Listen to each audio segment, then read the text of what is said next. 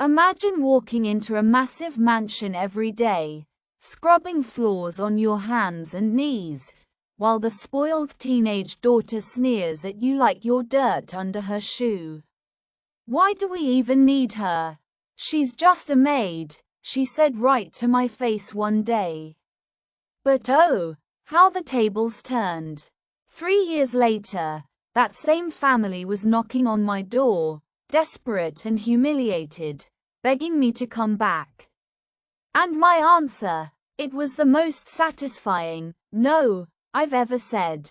Stick around, because this is my real-life story of going from invisible housekeeper to unstoppable boss, and the revenge that made it all worth it.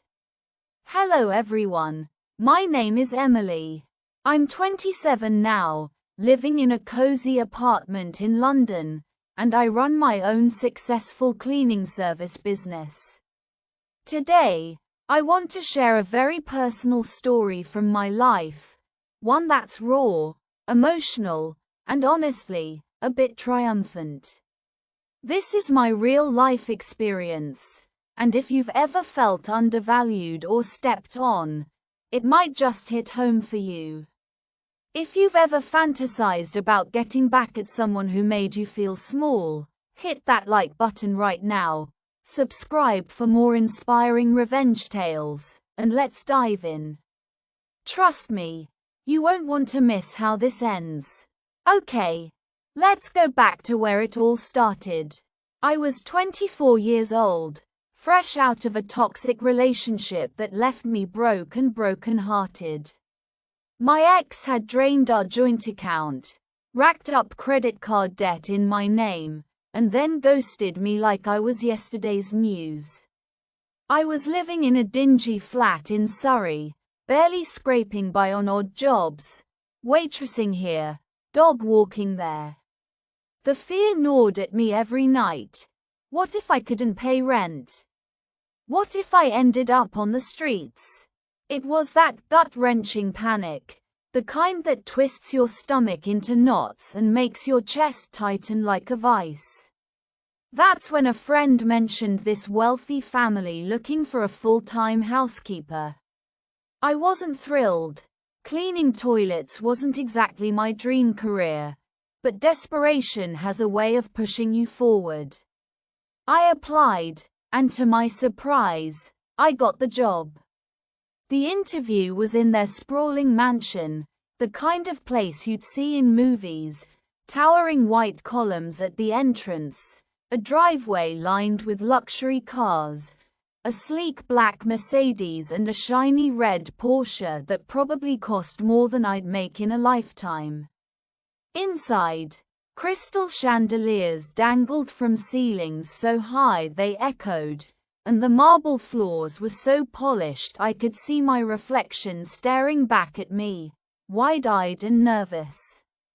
The lady of the house, Mrs. Harrington, let's call her that to keep things discreet, was in her late 40s, impeccably dressed in a tailored blazer and pearls that screamed old money.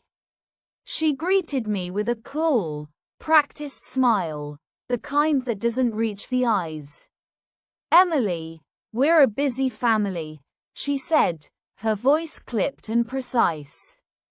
"Mr. Harrington travels for business, I host charity events, and our daughter Sophia is, well, she's a handful at 16. You'll handle cleaning, laundry, some light cooking, and whatever else comes up. We expect perfection, no shortcuts." I nodded eagerly, my heart pounding in my throat. The pay was decent, enough to cover my bills, but as she listed the duties, a wave of dread washed over me. It sounded endless. My first day started at dawn. I arrived at 7 a.m. sharp, uniform on, a plain grey dress that made me feel like a shadow. The air in the house smelled of fresh coffee and expensive perfume, but as I stepped into the kitchen, the reality hit. Piles of dishes from last night's dinner party stared at me, crusted with sauce and half-eaten gourmet food. I rolled up my sleeves, the hot water scalding my hands as I scrubbed, soap suds bubbling up like my rising frustration. By 9 a.m., I was on my knees in the master bathroom, the cold tile biting into my skin, wiping away toothpaste splatters and hair from the drain. My back ached already, a dull throb that spread up my spine like fire. And that was just the beginning. The house was massive: 10 bedrooms, 8 bathrooms, a home gym, a library with bookshelves that reached the heavens. I'd vacuum those endless Persian rugs, the machine's hum drowning out my thoughts, dust motes dancing in the sunlight like mocking fairies. Polishing the silverware was a nightmare. My fingers would cramp around the cloth, the metallic tang filling my nose as I buffed each fork and knife to a mirror shine. Laundry, mountains of it. Silk blouses that needed hand washing, designer jeans that couldn't go in the dryer. I'd stand at the ironing board for hours, steam hissing in my face, the heat making sweat trickle down my back.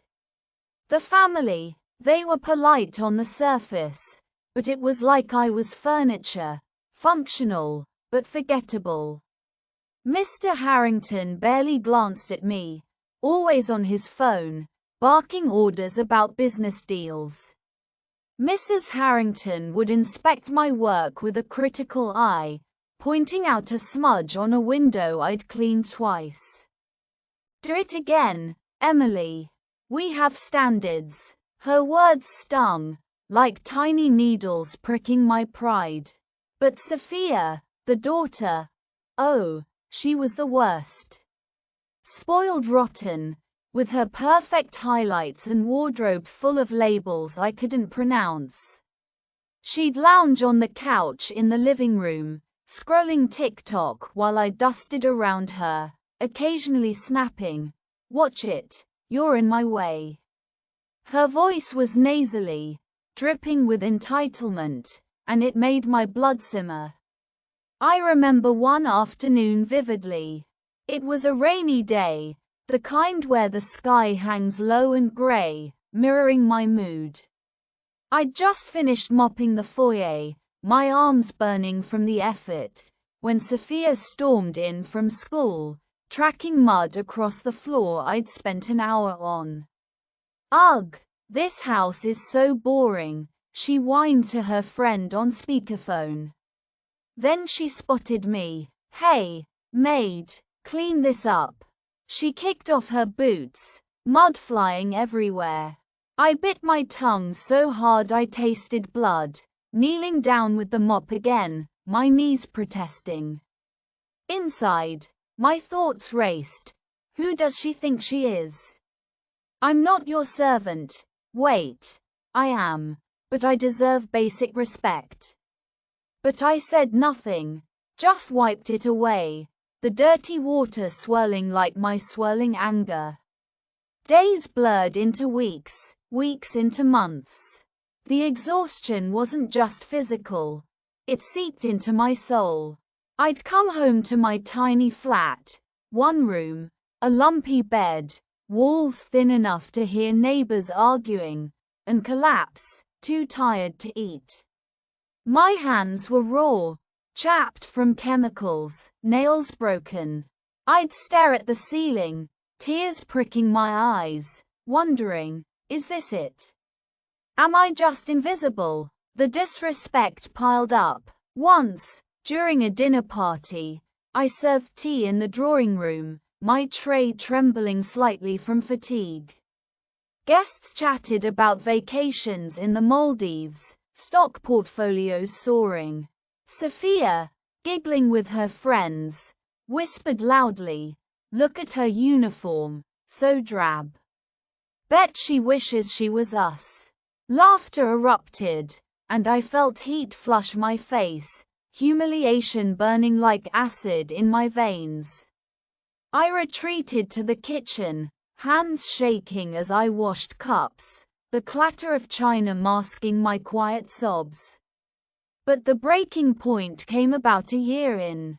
It was Christmas Eve, and the Harringtons were hosting their annual gala, black tie affair, caterers buzzing, string quartet playing in the ballroom. I'd worked 14-hour days prepping, decorating the 20-foot tree with ornaments that cost more than my rent, polishing every surface until it gleamed. My body screamed for rest, but Mrs. Harrington pulled me aside. "Emily, Sophia's room needs redoing. She doesn't like how you made the bed." I trudged upstairs, remaking the king-sized bed with crisp sheets, fluffing pillows until they were perfect. As I finished, Sophia burst in, phone in hand. "What are you doing in here? Get out!" She shoved past me, knocking a vase off the nightstand. It shattered, glass shards scattering like my shattered patience. I knelt to clean it, cuts stinging my fingers, and she just laughed. "Clumsy much? God, why do we even need you? You're just a maid. Anyone could do this." Her words hit like a slap, echoing in my head. Just a maid. My vision blurred with rage, heart hammering so loud I thought she'd hear it. In that moment, something snapped. I wasn't just angry. I was furious. A deep, boiling fury that made my fists clench. "No," I thought, "I'm more than this. I have skills, smarts. I won't let them break me." That night, as fireworks lit the sky outside, I lay in bed plotting. Not wild schemes, but real change. I'd save every penny, learn business online during breaks, turn my expertise into something mine. Over the next 2 years, I endured more late nights, no thanks, constant nitpicking. Mrs. Harrington shorted my pay once, claiming deductions for subpar work, even though the house was spotless. Sophia's barbs grew sharper. "EW, you smell like bleach," she'd say, nose wrinkled. Each insult fueled me. I'd hide in the pantry during lunch, scrolling free courses on my phone, marketing, entrepreneurship, cleaning hacks. I started a side gig, offering premium cleaning to neighbors, using tips I'd picked up. Word spread. Clients loved my attention to detail. Savings grew -500 £, then £2,000. My confidence bloomed, even as the Harringtons ground me down. The turning point hit like lightning. One evening, vacuuming the study, I overheard Mr. Harrington on a call. "The company's tanking, bad investments. We might downsize." My ears perked. They were in trouble. The facade cracked. That night, I applied for loans, registered my business, Emily's Elite Clean. I networked quietly, poaching a few of their acquaintances as clients. Tension built. I felt like a coiled spring, ready to launch.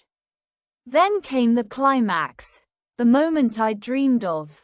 It was a sweltering summer day, the air thick with humidity that made sweat bead on my forehead as I polished the grand staircase. The Harringtons were prepping for their biggest event. Sophia's 18th birthday bash, a lavish affair with 200 guests, celebrities rumored to attend. Tents in the garden, caterers setting up, florists arranging bouquets that filled the house with the sweet scent of roses and lilies. I'd been working non-stop, coordinating vendors on top of cleaning, my feet blistered, back screaming. Mrs. Harrington cornered me in the hall, her face pinched. "Emily, everything must be flawless. No excuses." I nodded, but inside, I smirked. My business was booming. I'd just landed a contract with a hotel chain, tripling my income. That morning, I'd drafted my resignation. As the party loomed, I waited for the perfect strike. The day before the bash, chaos reigned. Deliveries arrived late. The cake was wrong, vanilla instead of chocolate. Sophia threw a tantrum in the living room, stamping her foot like a child. This is ruined. Fix it, someone. Her eyes landed on me. You. Go to the bakery and get the right one. I paused, mop in hand, heart racing. This was it. No, I said calmly, my voice steady despite the adrenaline surging through me. She blinked, mouth agape.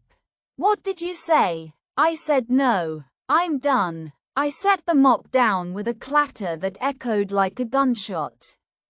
Mrs. Harrington rushed in, heels clicking furiously. Emily, what's this? You can't just. I cut her off, pulling the resignation letter from my pocket. I've given you 2 years of my life, working myself to the bone while you treated me like garbage. Underpaid, overworked, disrespected. Sophia calls me just a maid. Well, this maid is walking out. My words hung in the air, sharp and final. Sophia's face turned beet red, eyes wide with shock. You can't leave now. The party. Watch me. I turned on my heel, the satisfaction flooding me like cool water on a burn.